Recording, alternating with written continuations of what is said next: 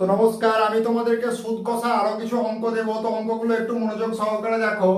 অঙ্কগুলো খুবই ইম্পর্টেন্ট, প্রতিটা অঙ্ককেই খুব মনোযোগ সহকারে দেখবা, ঠিক আছে? আর প্রথম অঙ্ক শুরু 5 বছরে টাকা দ্বিগুণ হয়, তার মানে 5 বছরে টাকা দ্বিগুণ হয় মানে কি? আসল হচ্ছে পি, আর তাহলে কি হয়, সেই টাকাটা কত হয়ে যায় 2p। তাহলে সুদের পরিমাণ কত? সুদের পরিমাণ হচ্ছে, এটা যা আসল, এটা হচ্ছে সুদ আসল মিলিয়ে দ্বিগুণ হয়ে যাচ্ছে। তাহলে সুদের পরিমাণ কত? 2p মাইনাস পি সমান হচ্ছে পি। যদি এই সূত্রতে আমি বসিয়ে দিই, এই সূত্রতে যদি আমি বসিয়ে দিই তাহলে হবে পি সুদের পরিমাণ, আসল হলো পি, আর এর পরিমাণ কত? আর এর ভ্যালু আমাকে বের করতে হবে। কি বলছে?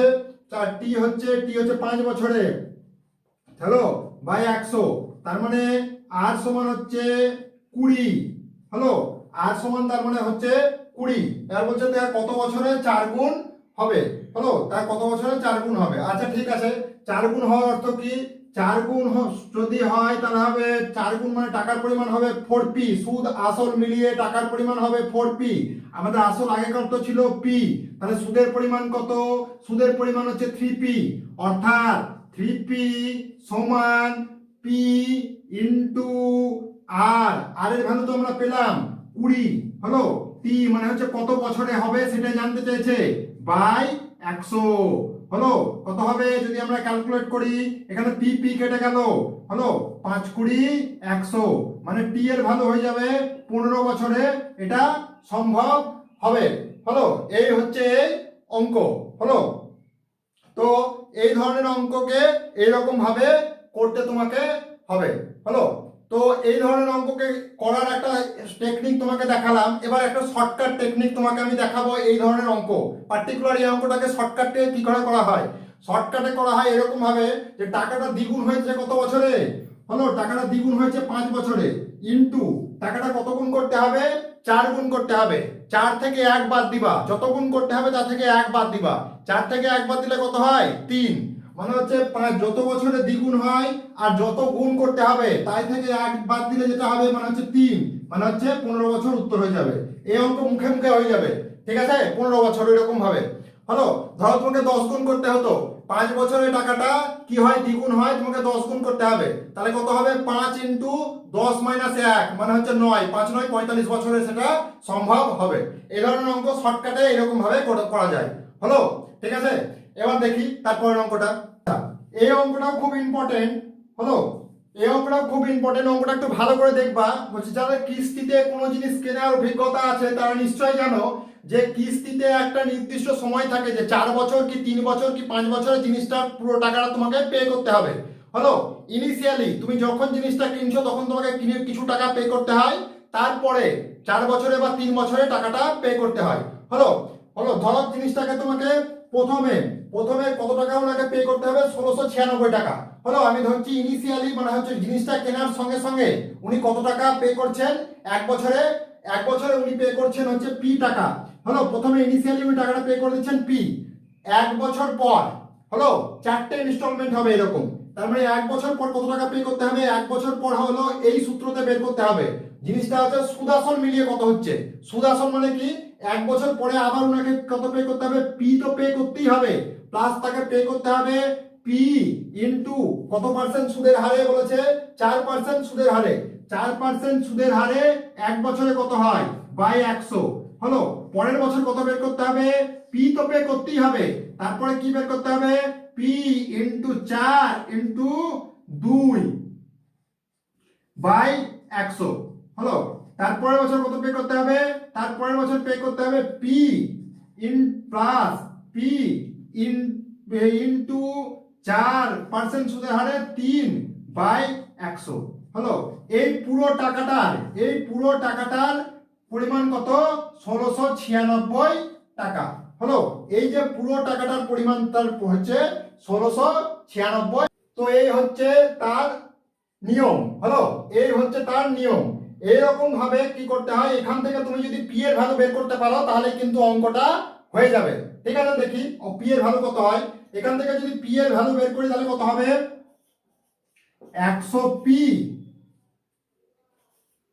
Plus 100p plus 100p plus 100p, হলো, plus 4p plus 8p plus 12p হলো বাই 100 সমান কত? সমান হচ্ছে 1696 হলো।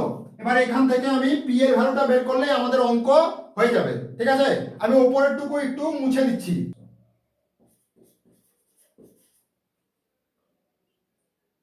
400 12 8 যোগ করলে কত হয়? 20 20 আর 4 যোগ করলে হয় 24 24p বাই 100 সমান হচ্ছে কত? 1696 হলো। 424p সমান হচ্ছে বাই 100 সমান হচ্ছে 1696 হলো।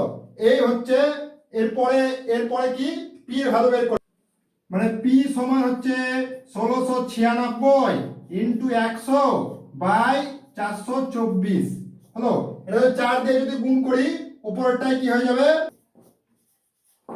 মানে প্রতি বছরে মানে 4টে কিস্তি দিয়ে দেবে। প্রথম বছর তাকে যোগ করবে, প্রথম বছর তাকে দিতে হবে 400 টাকা হলো। প্রথম বছর তাকে 400 টাকা দিতে হবে, তারপরে 1 বছর পরে 400 টাকা যা সুদে আসলে যা হয় 4% সুদের হারে, সেই হারে টাকা ওনাকে জমা করতে হবে। তো এই ছিল অঙ্কটা কিন্তু খুব ইম্পর্টেন্ট। ওকে, এরপর অঙ্ক দেখি। 3 বছরে সুদে আসলে হবে 500 টাকা, 5 বছরে 540 টাকা হলে সুদের হার কত হলো। তার মানে কি 3 বছরে মানে হচ্ছে আসল তো ফিক্সড আছে, আসল প্লাস 3 বছরে সুদ কত টাকা হচ্ছে? 3 বছরে সুদ কত টাকা হচ্ছে? সুদ হচ্ছে 500 টাকা হলো। আসল যোগ 5 বছরের সুদ যোগ 5 বছরের সুদ কত টাকা হচ্ছে? 540 টাকা হলো। তার মানে বিয়োগ দিয়ে দিচ্ছি, বিয়োগ দিয়ে দিলে কি হয়? 2 বছরে হলো, 2 বছরের সুদ কত টাকা হচ্ছে? 2 বছরের সুদ হচ্ছে 40 টাকা। তাহলে সুদ কত হচ্ছে 1 বছরে? 1 বছরে সুদ হচ্ছে 20 টাকা হলো। 1 বছরের সুদ হচ্ছে 20 টাকা। তাহলে কি 3 বছরের সুদ কত হবে? 3 বছরের সুদ হবে 3 20 60 টাকা। তাহলে 3 বছরে সুদ প্লাস আসল হচ্ছে 500 টাকা হলো। আর সুদ হয়ে গেল 60 টাকা, বিয়োগ চলে গেল। তার মানে আসল কি 0,4 আর হচ্ছে 4। তার মানে 500 টাকায় 3 বছরের সুদ। আচ্ছা, এখানে তার মানে কি অঙ্কটা দাঁড়িয়ে গেল? তার মানে অঙ্কটা দাঁড়িয়ে গেল এই সূত্রতে আমি যদি ফেলি, এই সূত্রতে তার মানে আসলের পরিমাণ এখন p সমান কত? p সমান হচ্ছে আমাদের p সমান কত? p সমান হচ্ছে আমাদের 440 টাকা। সুদ কত? CI সমান সিম্পল ইন্টারেস্ট মানে হচ্ছে সুদ। SI সমান কত আমাদের? SI সমান হচ্ছে 60 টাকা। বছর কত? টি 3 বছরে। তার মানে সুদের হার কত বেরিয়ে যাবে। তাহলে এখানে যদি বসাই তাহলে কত হবে? 440 সরি, তাহলে যখন যদি বসাই তাহলে কত হবে? 60 সমান হচ্ছে কত? 60 সমান হচ্ছে 440 ইন্টু আর এর ভ্যালুটাই বের করতে হবে। 3 বছরে 100 টাকা হলো। তার মানে কত হয়ে গেল? 0 0 কি হয়ে গেল? কেটে গেল। তার মানে 2 দিয়ে কত হলো? 22, 2 দিয়ে 5 হলো। তার মানে কত হয়ে গেল? 3 20 60 হলো। 3 20 60, 2 দিয়ে 10, 2 দিয়ে 11, 50/11 টাকা হচ্ছে সুদের হার হলো। 50/11 হচ্ছে ওই টাকার সুদের হার হলো। এটা ছিল 1 বছরের সুদ। এটাকে তুমি করতে পারো 4 পূর্ণ 611 টাকা হচ্ছে এই সুদের পরিমাণ। এইভাবে এই অঙ্ক করতে হয় হলো। এরপর আমরা দেখি। আচ্ছা, এই অঙ্কটা খুব ইম্পর্টেন্ট। আসলের পরিমাণ p এর ভ্যালু হচ্ছে 800 টাকা হলো। সুদ আসল মিলিয়ে কত টাকা হয়ে যায়? 920 টাকা। তার মানে SI সমান কত হবে? 920 মাইনাস 800 সমান হচ্ছে 120 টাকা হলো। তার মানে 3 বছরে হলো, 3 বছরে এটা হচ্ছে। তার মানে 3 বছরে যদি হয় তাহলে এখানে সুদের হারের পরিমাণ কত সেটা তোমাকে বের করতে হবে। সুদের হারের পরিমাণ কত? সুদের হারের পরিমাণ হচ্ছে 120 সমান হচ্ছে কত? 800 ইন্টু আর ইন্টু 3 বছরে বাই 100 হলো। 0 0 কেটে গেল। তার মানে কত হয়ে গেল? আর সমান হচ্ছে 120 বাই 8 ইন্টু 3, 3 4 12, 5 8 40 মানে হচ্ছে 5% হচ্ছে সুদের হার। 5% হচ্ছে সুদের হার। ওরা করে কি বলেছে, সরল সুদ 3% হারে বেড়ে যায়। হলো, তার মানে এখন সুদের হার কত, আগে ছিল 5%, এখন তার মানে সুদের হার হচ্ছে 8%। তার মানে এখন কি, এখন তাহলে 800 টাকায় কত টাকা সুদ দিবে সেটা তোমাকে বের করতে হবে। হলো, ওকে, ঠিক আছে। তাহলে এসআই সমান এখন কত হবে, এসআই সমান হবে 800 ইনটু 8% হয়ে গেল সুদ, আগে ছিল 5, এখন আরো 3 যোগ হলো, আর টি এর ভ্যালু হচ্ছে 3 বছরে, তা বাই 100, শূন্য শূন্য কি হয়ে গেল, কেটে গেল। হলো, 8 8 64, 64 ইনটু 3, 3 4 12, হাত থাকলো 1, 3 6 18, 19 হয়ে গেল। 800 সঙ্গে তার মানে এখন তার মানে সুদ দিবে 192 টাকা। হলো, তার মানে সুদ আসল কত হবে, এর সঙ্গে 800 টাকা যোগ করতে হবে। 800 হচ্ছে আসল, আর এখন হচ্ছে সুদ হচ্ছে 192, মানে তো 2 9 992 টাকা এখন দিবে। আগে দিত কত, আগে দিত 920 টাকা। ঠিক আছে, পরের অঙ্কটা দেখি। এই অঙ্কটা দেখি, অঙ্কটা খুব ইম্পর্টেন্ট। বলছে যে 2 বছরে তার মানে 2 বছরে, প্রথম 2 বছরে সরল সুদ কত হচ্ছে, প্রথম 2 বছরে কোনো নির্দিষ্ট পরিমাণ টাকা। আচ্ছা, আমি ধরে নিচ্ছি পি টাকা রেখেছে, তার মানে কত, 2 বছরে 4% সুদের হারে, তার মানে বাই 100। হলো, তার মানে কত, 8p বাই 100, এটা ছিল প্রথম বছরে, প্রথম 2 বছরের সুদ। পরবর্তী 4 বছরে, পরবর্তী 4 বছরে অর্থাৎ পি ইন্টু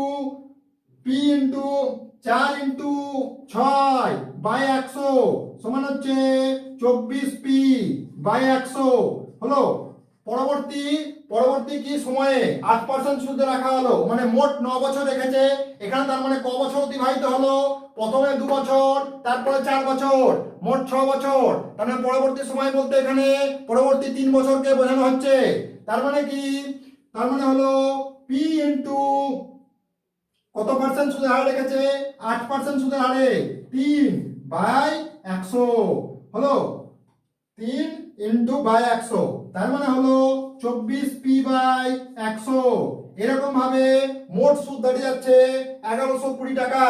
তার মানে 8p plus 24p plus 24p সমান হচ্ছে 1120 টাকা। যোগ করলে কত হয়, 24 24 48, 48 আর 8 যোগ করলে কত হয়, 8 যোগ করলে হয় 56, 56p সমান বাই 100 সমান হচ্ছে কত, 1120।